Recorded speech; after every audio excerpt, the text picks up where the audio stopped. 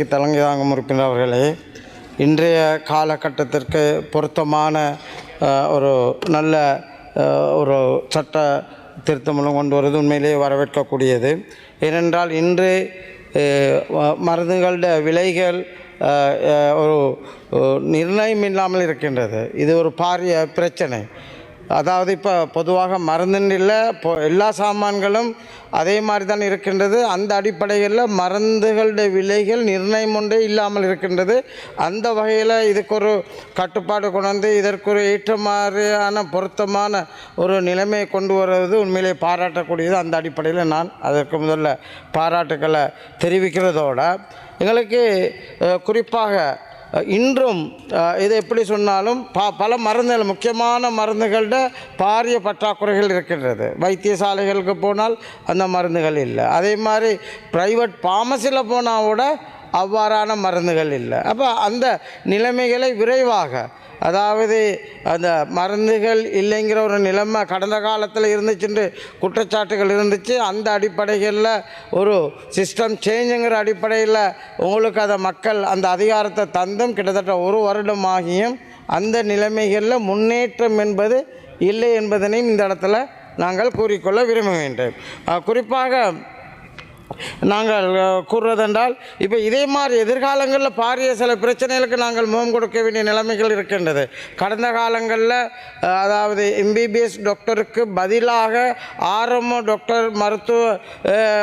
டாக்டருக்கு கூடான மருத்துவ சேவைகள் கிடைக்கப்பட்டது.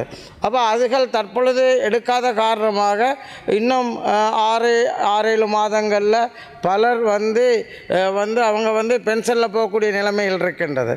அப்போ அவங்களுக்கு மாற்றீடான கடந்த காலங்களில் மாதிரி இந்த ஆர்எம்ஓ டாக்டர் இப்பொழுது நியமனம் இல்லாட்டி அதை எம்பிபிஎஸ் கூடாவது நாங்கள் அதை அந்த குறையை நிரப்ப வேணும். ஆனால் அந்த நிலைமைகள் இல்லை. பற்றாக்குறை பாரியளவு வர இருக்கிறதால இது இன்னும் 6 மாதத்துக்கு பிறகு நாங்கள் பேசுகிறதை விட இப்பொழுதே இதற்குரிய என்ன மாற்று வழியை கையாளலாம் என்பது சம்பந்தமாக நீங்கள் சிந்திக்க வேண்டிய ஒரு நிலைமை காணப்படுகின்றது. அதே போல் இவ்வாறான விடயங்கள் கூடுதலாக பாதிக்கப்படுறது நகர்ப்புறங்கள் அல்ல, கிராமங்களில் இருக்கிற மக்கள். அவங்கள் தான் உண்மையிலே வறுமைக்கோட்டில் இருக்கின்றார்கள். அவர்களுக்குரிய அந்த மருத்துவ வசதிகள் பாரியளவு அவங்க கிடைக்கின்றதில்லை. அந்த நிலைமையில் இருக்கின்ற இவர்களுக்கு தான் இந்த பாதிப்பு பாரியளவு விளங்கும். அதே போல் நாங்கள் சொல்வதென்றால் அவங்க ஊழியர்கள் பற்றாக்குறை அது பாரிய ஒரு பிரச்சனையாக இருக்கின்றது. குறிப்பாக எமது பகுதியில் வவுனியா மாவட்டத்தை எடுக்கலாம், மன்னார், முல்லைத்தீவுகள் இருக்கின்ற சாதாரணமாக நாங்கள் குறிப்பிட்ட பிரதேச வைத்தியசாலை, ஆரம்ப சுகாதார நிலையம், மற்றது சென்ட்ரல் டிஸ்பென்சரிங்கிறது பாரிய பிரச்சனைகளை வாங்க வேண்டியிருக்கிறது. அப்போ அது சம்பந்தமாகவும் நீங்கள் எதிர்காலங்களில் அந்த பாதிப்புகள் எதிர்காலத்தில் பாரிய பிரச்சனையாக மாறாத வகையில் உரிய நடவடிக்கைகளை நீங்கள் எடுக்க வேண்டும் என்று நாங்கள் கேட்டுக்கொள்கிறோம். அதே போல் பாரிய பிரச்சனை இப்போ உண்டு. கடந்த காலங்களில் அதாவது சாதாரணமாக நாங்கள் சொல்வதென்றால் இந்த இவ்வாறான கிராமிய ஹாஸ்பிட்டலில் நாங்கள் எடுத்துக்கொண்ட பிரதேச வைத்தியசாலைகள் எடுத்துக்கொண்டால் பெட்டி கேஸ் என்று சொல்லி அங்குள்ள வைத்தியருக்கு ஒரு 5000 அளவுக்குரிய செலவுகளை செய்யலாம். அதை இப்பொழுதும் செய்ய இயலும். ஆனால் ஃபீல்டிங் ஃபண்ட் என்று சொல்கிற அவருக்கு கடந்த காலங்களில் 25,000 ரூபாய்க்கு ஆர்டிஎச்எஸ் அனுமதியோட அப்ரூவலோட சில வேலை திட்டங்களை செய்யலாம். ஆனால் இன்று செய்ய முடியாது, டெண்டருக்கு போகணும். ஒரு சாதாரணமாக ஒரு மோட்டரில் ஒரு ரிப்பேர் 7,000 ரூபா வந்தால் செய்ய இயலாது. டெண்டருக்கு போயிட்டு வர்ற வரைக்கும் 2 மாதங்கள் காத்து கிடக்க வேண்டிய நிலைமை இருக்கின்றது. ஆனால் அது இவ்வாறான இவ்வாறான பொருட்களை எடுக்கிறதுக்குரிய நகரப்புறங்களில் தான் இந்த கடைகள் இருக்கும். அப்ரூவல் பண்ண அவங்களுக்குரிய அந்த டெண்டரில் எடுக்கிறதுக்குரிய அங்கீகரிக்கப்பட்ட கடைகள். அப்போ கிராமத்தில் இல்லை. அப்போ அந்த வைத்தியசாலைகள் பாரிய பாதிப்பு.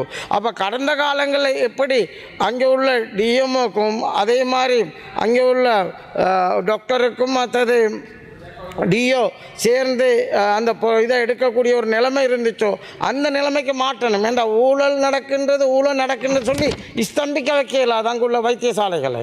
அது பாரிய பிரச்சனையாக மாறுது. அப்போ அதுக்கு கடந்த காலங்களில் எப்படி 25,000 ரூபாய்க்குள்ளே அவர்களுக்கு செலவழிக்க இயலுமென்ற ஒரு நிலைமை இருந்துச்சோ அந்த நிலைமைகளை மறுபடியும் இது சம்பந்தமாக எடுத்து கொடுக்கணும்னு கேட்டுக்கொள்றதோட இதே போல் பல பிரச்சனைகள் இப்போ எங்களோட பாதிகளை எடுத்துக்கொண்டால் எம்ஆர்ஐயில் பதிவு செய்யப்பட்ட பல ஃபார்மசிகளில் வந்து கிட்டத்தட்ட 50% ஃபார்மசிகளில் வந்து ஃபார்மசிஸ்ட் இல்லை, ஃபார்மசிஸ்ட் இல்லாமல் தான் மருந்து கொடுக்குறாங்க. பதிவு செய்யலை மட்டும் பதிகிறாங்க, ஆனால் ஃபார்மசிஸ்ட் இல்லை.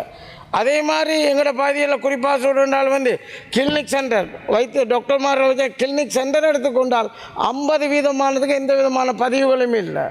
அப்போ இவ்வாறான எங்களோட இந்த வைத்தியத்துறை மிகவும் இந்த வைத்தியத்துறையில் நம்பத்தன்மை இல்லாத நிலைமைகள் ஏற்படுகின்றது. அப்போ இதுகளை சரியாக ஒரு பார்க்க வேண்டிய ஒரு முறைகளை கையாளணும்.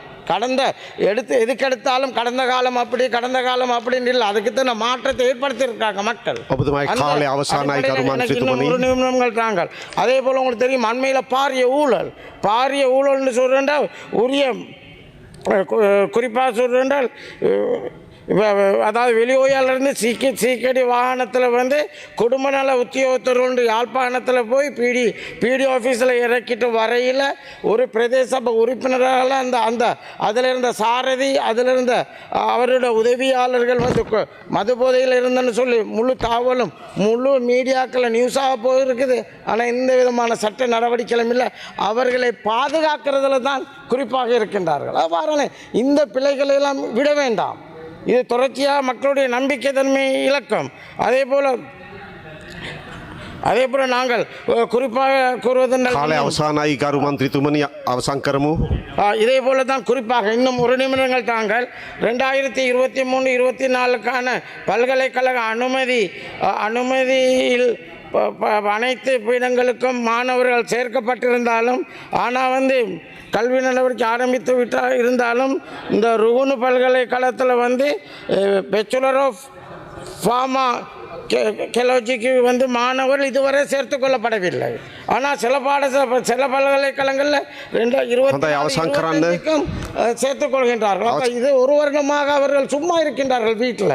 அப்போ ஒரு குறிப்பாக நாங்கள் சொல்வதென்றால் அநியாயமாக இவங்க ஒரு வருடம் இவர்களுடைய வீட்டில் இருக்கிறதை விட ஒரு மருத்துவ